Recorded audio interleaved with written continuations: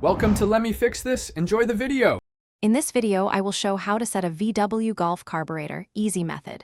Begin by parking on level ground and disconnecting the battery to avoid sparks. Use a clean workspace and labeled trays for small parts. Keep a basic tool set handy: screwdrivers, wrenches, feeler gauges, and a tachometer for fine adjustment.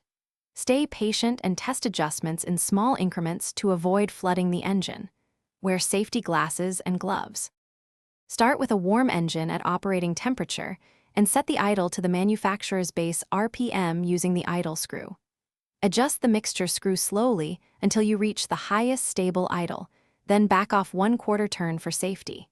Use a tachometer to confirm RPM and listen for smooth throttle response.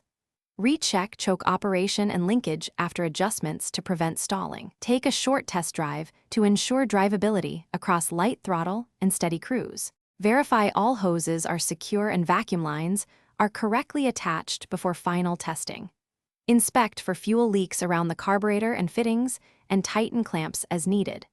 Confirm choke is fully opening and closing with temperature changes and that the choke return spring is functional.